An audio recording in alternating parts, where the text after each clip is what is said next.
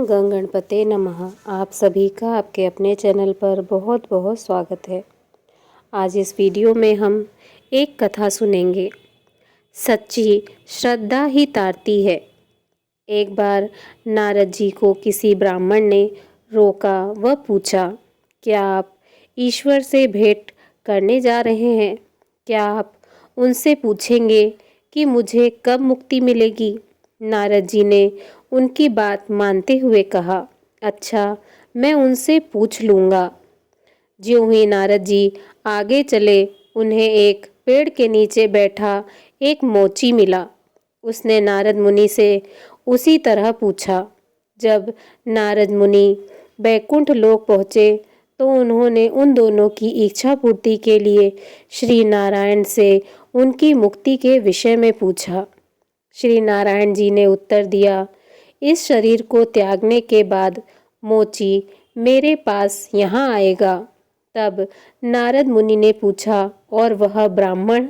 उसे तो अनेक जन्मों तक वहाँ रहना होगा, मुझे पता नहीं वह कब आ पाएगा। श्री नारद मुनि को आश्चर्य हुआ और अंत में उन्होंने कहा, मैं इस रहस्य को समझ नहीं पाया। श्रीमन नारायण ने कहा, इसे तुम देखोगे। जब वे तुमसे पूछेंगे कि मैं धाम में क्या कर रहा था, तो उनसे कहिएगा कि मैं सुई के छेद में हाथी डाल रहा था। जब देवर्षि नारद मुनि पृथ्वी पर लौटे और ब्राह्मण के पास गए तो ब्राह्मण ने कहा, क्या आपने भगवान से भेंट की? वे क्या कह रहे थे? नारद जी ने उत्तर दिया, वे तो सुई के छेद में हाथी डाल रहे थे। ब्राह्मण ने कहा, मैं ऐसी अविश्वसनीय बातों को नहीं मानता। नारद जी को समझते देर न लगी कि इस आदमी की भगवान में तनिक भी श्रद्धा नहीं है, इसे केवल कोरा किताबी ज्ञान है। तब नारद मुनि मोची के पास गए। उसने पूछा, क्या आप भगवान के यहाँ से हो आए? कृपया करके बताइए कि वे क्या कह रहे थे। श्री नारद जी ने उत्तर दिया, वे सुई के छेद में हाथी डाल रहे थे। बेचारा मोची रोने लगा। ओहो, मेरे भगवान कितने विचित्र हैं, वे सब कुछ कर सकते हैं। नारद जी ने पूछा, क्या तुम्हें विश्वास हो रहा है कि भगवान सुई के छेद में से हाथी निकाल सकते हैं? मोची ने कहा, क्यों नहीं, मुझे तो पूरा विश्वास है। नारद मुनि ने कहा, किस तरह?